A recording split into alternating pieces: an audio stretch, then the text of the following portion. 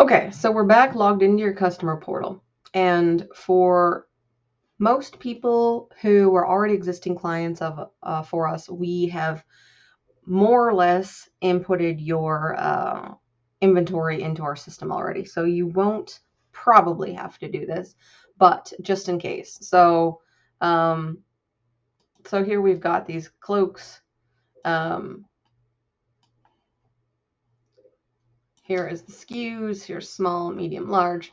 But you can't add to anything on this page. So for a new client or for any new inventory that you're going to add, any new SKU, you're going to want to go to Forms,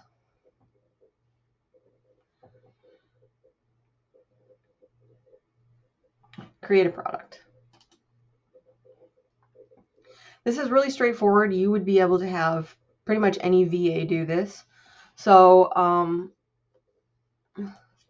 let's do Lambda spread. This is just product type for our records is just for tagging customer purposes. So we would do private label for this. This is where you would go in Amazon and find your ASIN. The reason that we do ASINs is because this takes us to a specific listing so that we can verify. SKUs can be anything, and generally they're not very useful, especially because, like, for instance, you could have a SKU that was the same product, but one was for FBA stock and one was for merchant fulfilled stock.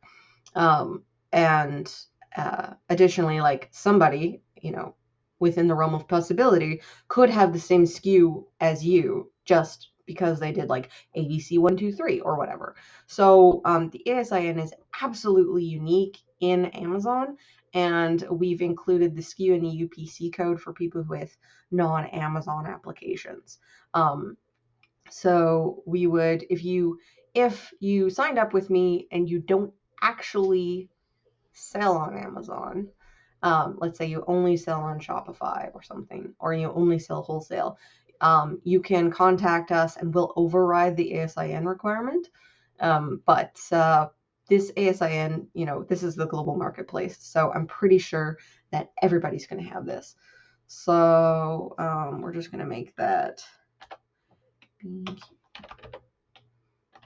I'm making this up if it wasn't clear, and we're going to see.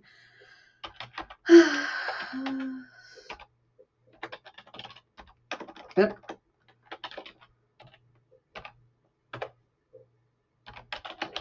Okay. We're going to skip the UPC code.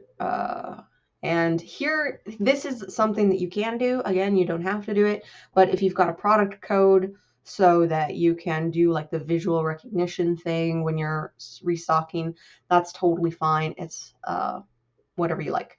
So the other thing we have here is this unit of measurement. In the years that I've been doing this, I've asked for a lot of dimensions, and I would say about half of the time, people send me metric instead of imperial, not even realizing. And kind of makes sense because like 90% of the planet does metric exclusively. But I figured if we just had metric and imperial on here, then at least you would notice one way or the other which you had, because you have to choose this. So we're going to go imperial here, and then we're going to go again 15. The other thing that we do, so for people who use custom cartons from their manufacturer, this won't be an issue. But for the people who use generic cartons, because they'll get like 100 or 200 of some extremely small items in their cartons, for whatever reason, suppliers tend to sort of wing those dimensions. So what happens is the first time that your shipment comes in, we actually verify these. And we're going to add the weight here.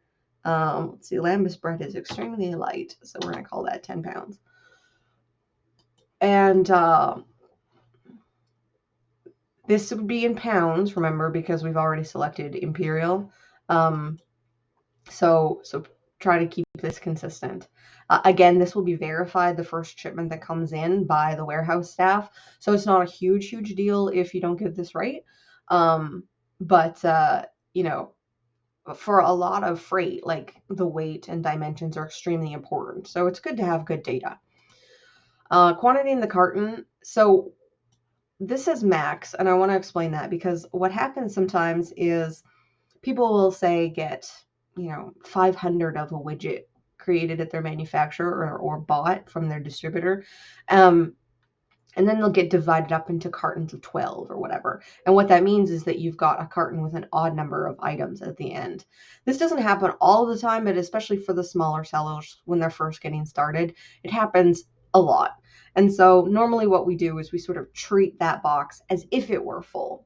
But if necessary, we can make it so that we have a note on a single carton that says it's less than that. So anyways, we're going to say that there are 50 in each carton maximum, because that'll be the size of the carton. This allows for the option of partial cartons, but does not otherwise cause any problems.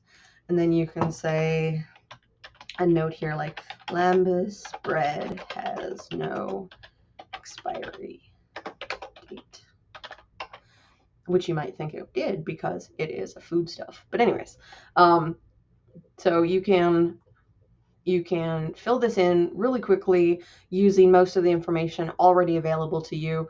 I'm sure that a reasonably competent VA could do this. And once again, almost everything gets verified as soon as the shipment gets here.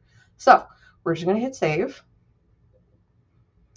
All right, record created. Let's go back to our customer portal, and we're going to go back to our inventory list. And voila, here is Lambus bread, but you have 0 stock. So we're going to do adding stock next. And that will be the next video.